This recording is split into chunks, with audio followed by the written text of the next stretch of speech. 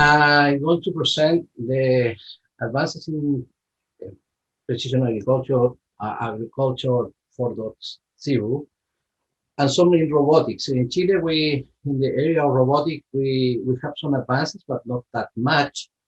But the robotics, for our perspective and from the perspective of the producers, there are some steps to arrive to the robotics on field.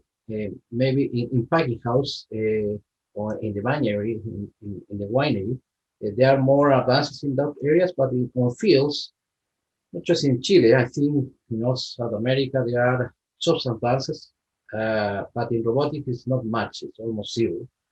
In other areas, even in US or in Europe, there are advances, but they are not highly used.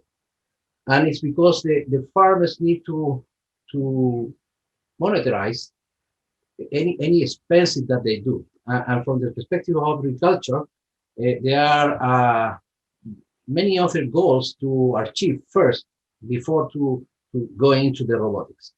And I will show a structure that we have in Chile and some research and advances that we have been doing here in Chile related with the agriculture 4.0 and some in the robotic that we have. Related with the structure that we have, we are involved as a government in a new concept of flow chart related with agriculture 4. From the ministry, all the institutions related with the Ministry of Agriculture, we start to join and work together related to the create this environment. We need to create this kind of environment of work associated with the international centers, associated with the private sector, to interact with all the different industry and companies that they are in advances related with the precision agriculture and in the technology related. As we have here, we have all the development of the basic enabling structure with the financial sources related with that. And with that, we have a base project with international institutions related with the universities and our structure of the from the Ministry of Agriculture that join together to enable this structure and the deployment of empowerment lines to work with the private sector integrated with the solutions associated with the agronomy advisors, agritech, all the other these different companies to support the private sector and to create a market for this technology because the market is not well defined and we need to push up this in order to create market and create human resources. That is one of the big problems in which the universities, accelerators, incubators, and our institution, we are working a lot to create this human resource. This is a structure that we have as a government for the advances in this area. Talk a little bit about the institution. The institution is the agriculture research institution from the government. It's a similitude like ARS in US, like ICI-UOH in Australia, like INIA in French, and this kind of institution that we work through all the country. It's a long country that we have in here. But sorry, and we have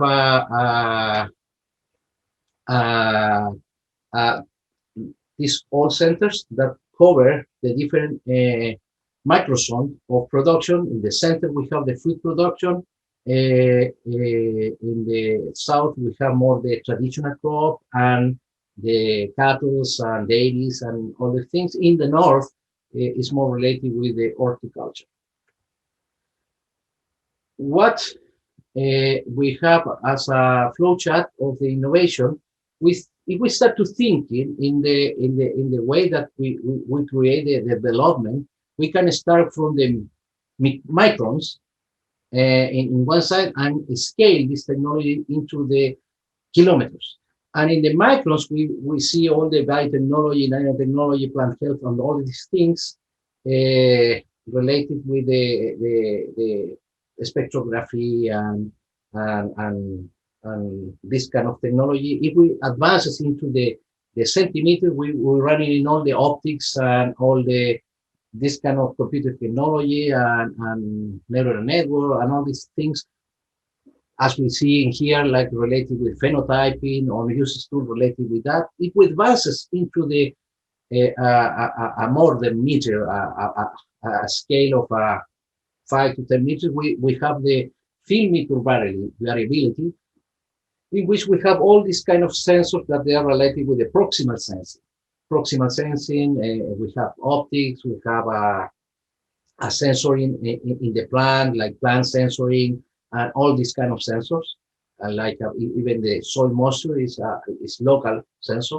And if we advance into the more spatial variability into the blocks area, we have and the field area, we run in the spatial variability. And in this way, we have all the other kind of technology that is related with this, the remote sensing, soil sensoring, and many other drones and all other sensoring that they are gathering information in there. If we advance a little more, we go into the logistics, into the how we integrate all this information and working with that data to jump into the robotics and automatization. And that is the logical way. When you have a big field, we cannot think to have a robot for all these kind of things. And if we move into the scale of kilometers, we have all the information related with the weather chain and modeling that we are working in that area too. And from there, we can see the flow of the knowledge of the data. We have a data that we capture that transform into information and associated with knowledge, agronomical and technical knowledge. We have produced that to go into the actuators or actions, irrigate or apply and spray or whatever. And our main problems in the connection between the technology and the agriculture is the knowledge. How we can do that this information can gather in the agronomical knowledge in the way that the farmers and the producers can understood and see evidence of this technology can be payable. And if it's not, it's really difficult to arrive to that area. And that is, I think, the main barrier that the technology in agriculture has to get a faster advances. And we're working in that. What we see in the structure of the structure of the data and how is the way to running all this information is this structure in which area that we have information capture, diagnostic, and monitoring, in which we have a segmentation related with all the spatial and temporal variability of the fields. Fields are variable; they are not homogeneous, and most of the farmers work in an homogeneous way. But there are many variability in that, and we need to understand this variability to guard in the differences on the environment of production of each area that has, in order to mountain the monitoring, the ground truth. If we don't have ground truth to assess what is going on, we cannot understand, and we're working like in the medicine area in the 40s, in the early 40s, in which the doctor just with the vision made the diagnostic. Today in agriculture, we have more or less something related with that, with advisors that just with the vision, most of the time without any information, do the diagnostic and the recommendation. Now, with the technology, we start to change that. And we have in that area, two ways to see that. The sensors that have continued variable monitoring system, like a soil monitoring sensor, like a pest monitoring, and other sensors that we have in that area. And on the other side, the discontinued variable monitoring system, that is area that I just go and get sometimes through the season, the information, like in this area, we have the drones, we have other kind of sensors that they are in this area that combining the three areas of the monitoring and the structure of the variability go into the interpretation. data analytics.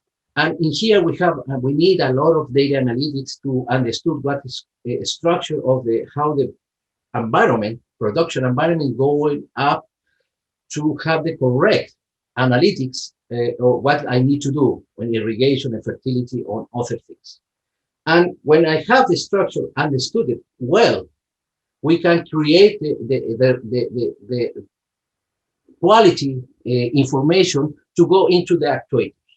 And in the actuator, we have the smart machinery, as there are a lot in the market, like autopilots and LiDAR and many others that are in the market with the variable rate application or this kind of thing.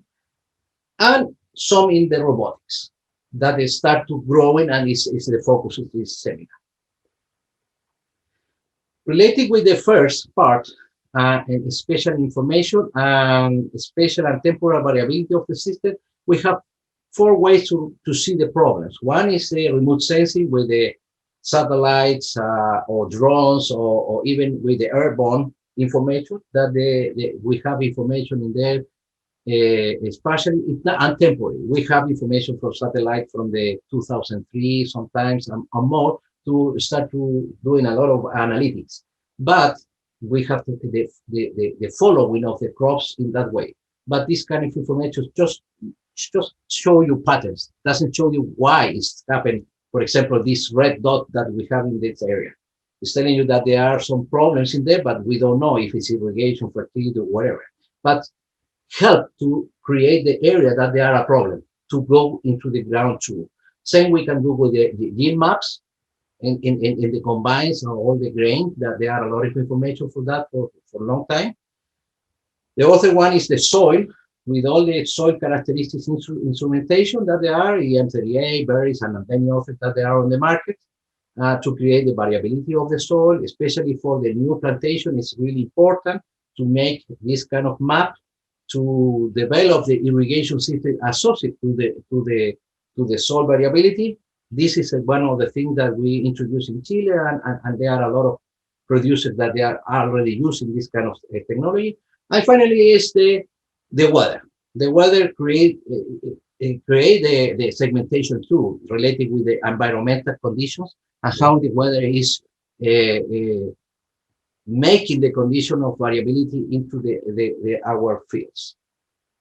From the weather perspective, INIA has one of the biggest weather station network in Chile, in which we send information, continuing information about all the variables of the weather, and connected with the platform of the satellite information. We create and send to we have open for all the farmers and the public sector. We have a lot in that area, the public sector, especially when there are some problems like a flooding or a fire, forest fire, all these kind of things. We're working in that, or dry condition or desert condition, in this kind of condition. And we have information, and we support that with information for the farmers. Even we scale that with some models for sickness. Like in this one is from Tison Tardío. This is for potatoes, and we send information for farmers when their conditions for the sickness is right or well, and they need to supposed to be apply a pesticide application. This kind of things. But we start to advance it because the conditions of the information with the phenology of the plant, we just gave information to the farmers, and the farmers most of the time never use it. They just see if it's going to rain or not, these kind of things. And we have a project now with the weather company, with the package of the weather company with the IBM. And we have in here, this is a correlation that we have the information of our weather station with the information of the IBM with a pixel of 500 meters, that we can scale, down scaling the information from our spread weather station. We have around 300 weather stations. But even with that, we have the distance between one weather or another weather, sometimes they are more than 20 kilometers. And in between the farmers, use the closer one, and sometimes they are not the exactly right condition.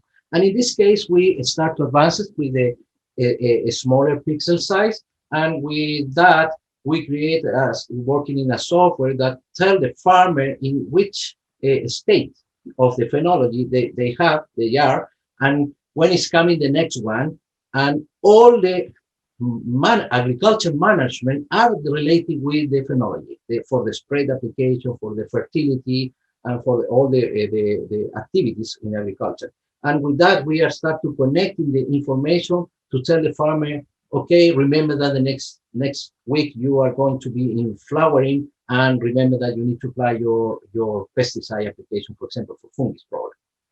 And in that, we try to bring the information into something closer and more useful for farmers. Other thing we working in the optics to working with a yield estimation. A lot of people is working that. This is in US, and yesterday I saw there were some in this area too. We get some more or less good correlations, a lower error, but the main problem that we're getting in this thing is the field is so variable that we need to get a lot of timing to create this kind of map, and sometimes it's not that practical.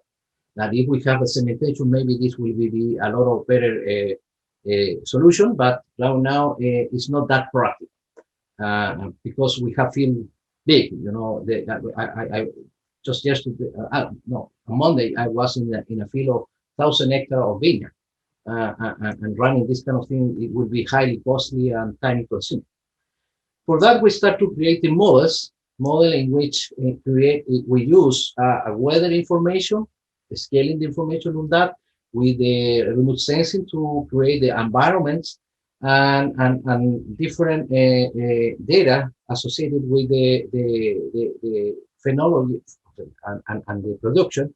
And we get, for example, all the blocks and yield of that blocks from the company, working with 2 or different companies, from around 300 different blocks between 4 hectares to 10 hectares from the whole Chile, different places in Chile, to running a neuronal network with that. And we start to understand that the environments working and moving in between the production, moving in the fluctuation between the production environment and the weather.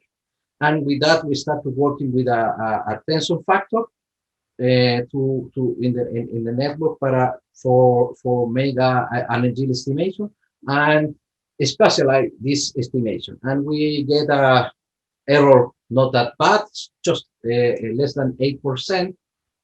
For the companies is good enough, and we working in this this is in blueberries, but we working in other crops too. Start to work in this area because it's something that all the companies want, the yield estimation, early yield estimation. We can have an estimation a month and a half before the harvest, and this is not just for the only commercial area. It's related to the labor use, because related with the yield and the quality, as we are going to see, you can be more efficient in the workers on field. If we jump into the information capturing, diagnostic and monitoring, as I told you, we have these 2 subdivision and the continuous and discontinuous sensoring. We have a big different possibility of this kind of sensoring. First one that we are working is with a drones related with environments that we develop, production environment related with information, satellite information from the last 10 years or 5 years related for that area. And we create flies for that drone, and from that drone we get captures and use artificial intelligence for example, in this case, counting to see the population, that the density of population that we have in each area, that is associated with the amount of plant that I have in different areas. And as you see here, In the red ones, related with the blue ones, we have almost the double of plants. That means the red one have a lot of space, and means that I'm going to have a lot of problem with weed in that area. Even the software, as you see, counting the weed too. And all these kind of plants can follow up down into the spread application. Focus, as we have companies that have a drones to focus the application, or the machinery that is coming with the variable rate too.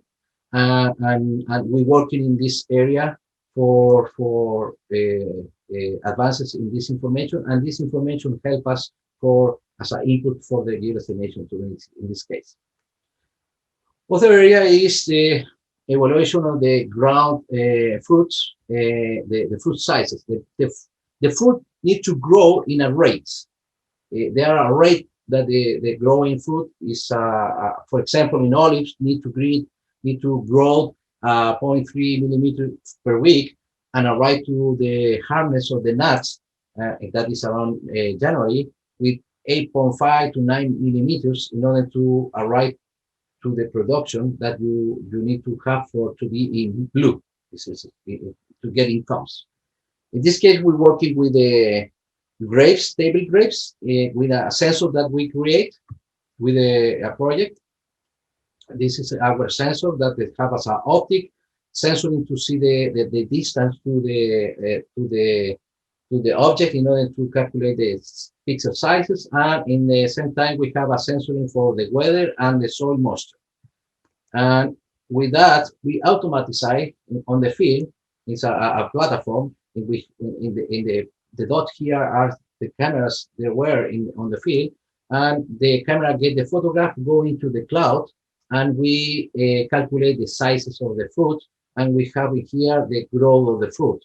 And if the growth of the fruit fell down from the rates, we see the soil moisture, and we see, okay, it's not water, should be, for example, fertilizers.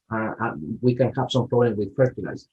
And this kind of information help us to adjust that. Other area is in the greenhouse automatization and monitoring. In the case of the small farmer, in the small farmer, we introduce the cheaper sensoring for monitoring the soil moisture and environment for the farmers, something accessible for them. This is an area that there are companies, and we working with that company. We try to work with companies to after the development, the go to market, go through a company that can make the service and the post sale operation. In the medium-sized farmer, we're working with this guys is seed companies. It's difficult to have information, the optical information, with a drone or with a system. We're thinking to have a camera that moving around, but it's really expensive. And what we use is a cellular phone, in which we have a multispectral camera, because we adjust the camera of the cellular to get the infrared band with our filters, and adjusted the camera for that, and in a thermal camera. And in the blog, they get the photograph for multispectral, and gave us directly the NDVI of the plant. And with the thermal, we get the water stress. We're using the crop water stress index. And in here you can see in the right, this is the crop water stress index of that area, and the red one need water, and the blue, the green one are okay. And in this case, they need to irrigate. And all this is connected in the cloud, and it's something simple, something that can use. Other thing that we're working is in robotics.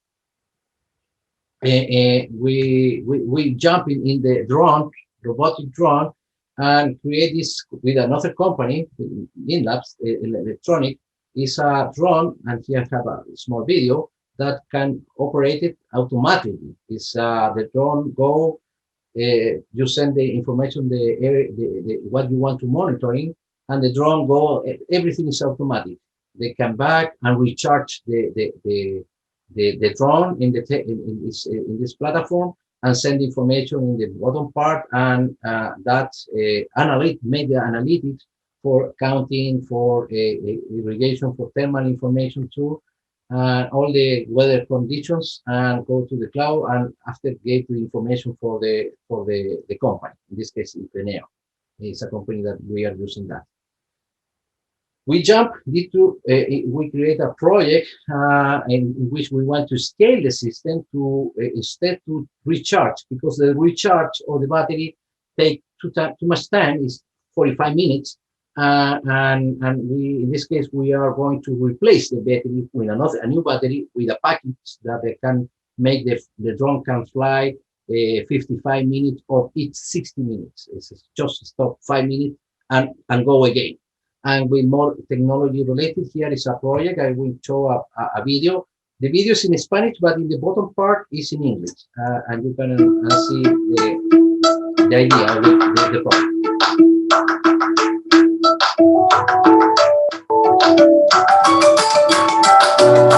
La estrategia de desarrollo en nuestro país es convertirnos en una potencia alimentaria, reduciendo nuestra dependencia de exportaciones de recursos no renovables y duplicando la exportación de alimentos en los próximos 10 años. Para conseguirlo, debemos abordar desafíos como incrementar la productividad agrícola y adaptar nuestra agricultura al cambio climático con prácticas que garanticen sustentabilidad. Actualmente, por razones de costo-beneficio, es más bajo el uso de tecnología en nuestra agricultura, incluso en grandes agricultores. Los drones son un buen ejemplo, ya que permiten recolección masiva de datos con resolución espacial de milímetros, pero su costo de operación es prohibitivo para su uso en manejo agrícola. Nuestro prototipo muestra el camino para derribar las principales barreras de uso de drones en agricultura, incluyendo software de operación remota de drones, hangar remoto con recarga automática de batería, cámara térmica y procesamiento local de imágenes, incluyendo Machine Learning, para recomendar al usuario la toma de decisiones.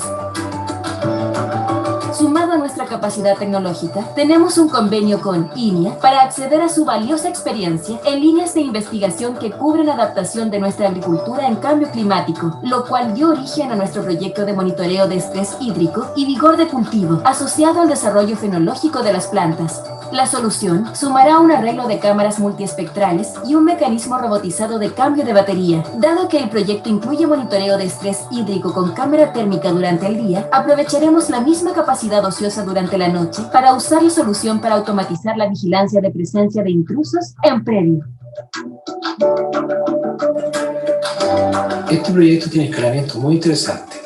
Este permitirá y hará factible la salida comercial de líneas de investigación que utilizan análisis de imagen y sistemas digitales que hemos desarrollado. Por otra parte, el producto está diseñado para agregar valor a prestadores de servicios con soluciones que permitan escalar a áreas de prescripciones variables, entre otras, que también interconectará con la mecanización inteligente. Las capacidades de esta solución serán muy atractivas para otras industrias, por ejemplo, para abordar automatización de inspección de infraestructura crítica, torres de alta tensión, gaseoductos, canales de relave de minería, etc. La organización del proyecto incluye un área científica, con investigadores de línea, y un área tecnológica con expertos de MyLabs. Tenemos 3 frentes de trabajo. Operación remota apoyada con robot que recambia batería para lograr operación continua de drones, sin operador en el cultivo. Diseño propio de cámara multiespectral y térmica y proceso automático en el mismo hangar. Y un piloto dirigido por investigadores de línea para medir la efectividad agronómica del uso. Well, this is the idea is to use this kind of structure to have all the monitoring on the field related with a robotic and capture and analytics. Other area that we get an advance is related with the quality, and we in this area we're going into the biosensor systems, in which we found in this project, for example, this is a field in which we get the differences between the upper part and the bottom part of 2 Celsius degree, and there are big differences in the qualities in one area. For example, in the radiation solar that we found in that map in the right, the bottom area have differences between 10 to 15% in the irradiation, and this is highly related with the growing degree days. And there are different ripening in those areas. and we use a sensoring to harvest differently in this, for example, in that block, in the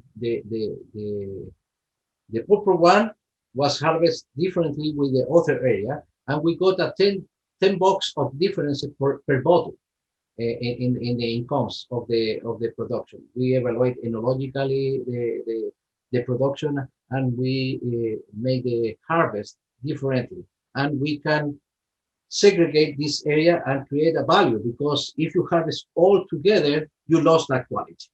And this is another thing that we start to work in. For example, this is a 2 seasons. As you see, this is the same block in the 2 different seasons, in which we rescale the growing degree days into the 10 meters pixels, related with the irradiation. And there are huge differences in between in the blocks.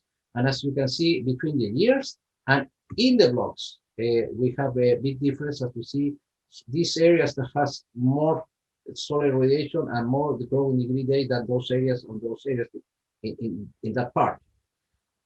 How we saw that with the solar radiation on the maps, we go into the with a drone. This is photograph was taken in the same day, the 3 ones. And in the areas that we have a lower solar radiation that is related with the growing degree days, we have all the fruit was green. And in the areas that we have more solar radiation, that is solar, all the fruit were blue. They were higher in the ripening. And that show us that and I will know that when you go to the fields, you can see, for example, some area that is in the flowering and the rest not. The only way that happened in that area receive more energy is the only way, and this is happened, and this is related with the ripening of the blocks, and is related with how I need to harvest this block, and the visualization of the right ripening to harvest to bring this fruit into the market of Asia or the market of Europe or US is not visualized. It's difficult to visualize. And in that area, we see, okay, we need to have a sensory to work in this area. And with this, we start to create a business sensory. We use the normal ones with the create a model, validation, and prediction with the normal sensory that is very expensive, but we start to adjust cheaper sensor, like this one, that is a work that we are doing with a company, a spin-off of the Stanford University, in which we use the sensor of them. That this is a cheap sensor. It's around $500 or something like that. It's around $500,000. $500. It's really cheap, and we create a model for that, and with in the blueberries and in the grapes. This is an IoT sensor that you touch the fruit and you receive the data in your cellular, the anthocyanin content, the bricks content, the firmness, the pH, and the flavonoid. And working right now, we are really happy with this sensor, and we thinking with the company, in this case, with the starting thinking to scaling to Peru too. Another area that working in the this kind of sensors is in the rice program of INIA for the evaluating the nitrogen level. In now how they are using this kind of tables with the colors, in which they see the plant color and the level of color that they are in there, and for that they make the application. This table, they are not quite exact and are really expensive. They are more expensive even with this sensor. And we see we found good adjustment, and we start working in that. The same we start working in the fungus program. This is in blueberry and cherry and apple tree. We start to see this is one plant without the problem, and different kind of level of the problem. And with the sensory, we start to evaluate which are with problems and which are without the problem, and start to work in this area too. With the problem and without problem with the high correlation, and start to working to the pesticide.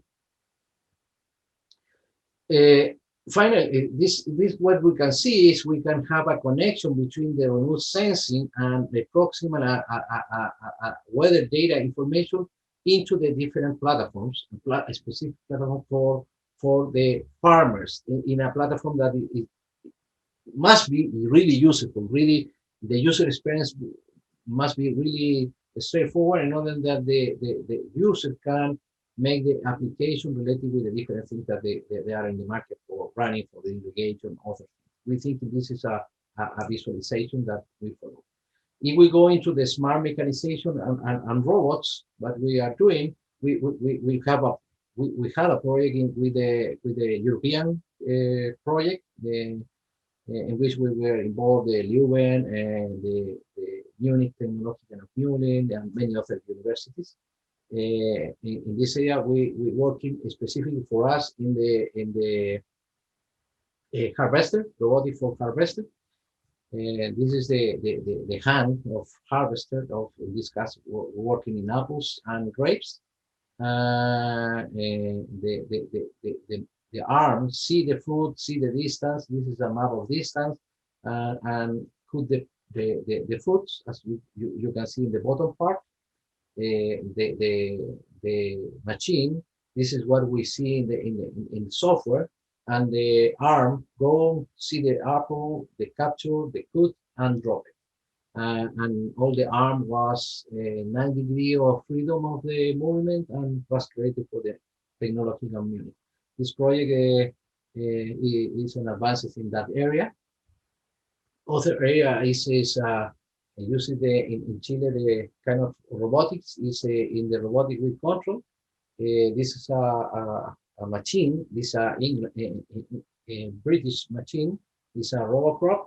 There are some companies using for the weight control, mechanical weight control with an optic system, and in another side we are working with a pesticide, the drone application.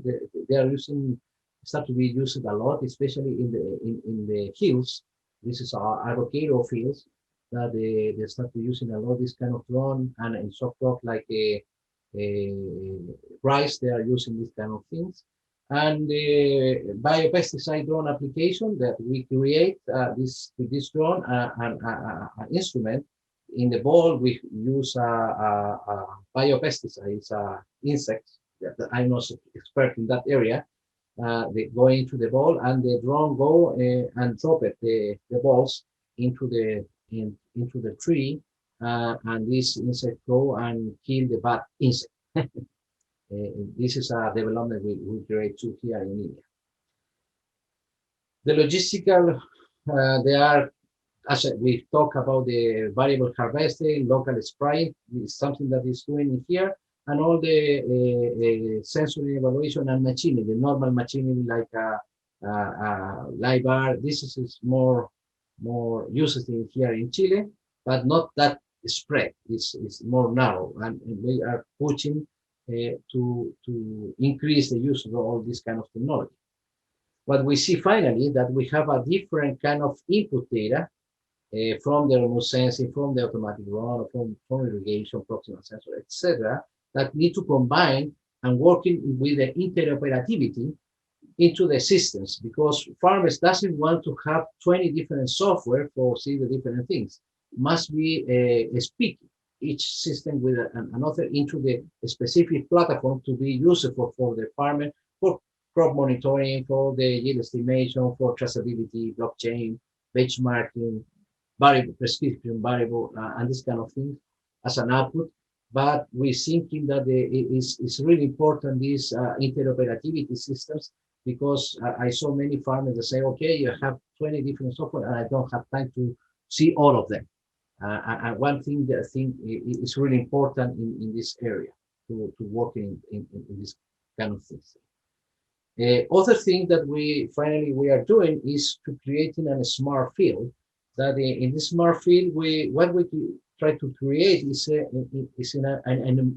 an environment of collaboration between companies and research and create capacities in there in which we start to connecting companies and showing the how the system works, showing the good part of the system and how they start to talk between the system, between one company to another company to create a real solution. I need pest monitoring, for example. This is with the optic system to detect pesticide. And also, there are platforms for see the irrigation conditions. Also to see, as we saw, the growing of the food or the phenology of the plant, and the drone that we have, and we expect to include more companies in this, with the students and companies create this environment of the collaboration and economical collaboration for increase the penetration of this system, and the farmer can go and see something that work together. And that is all that I want to speak. Thank you.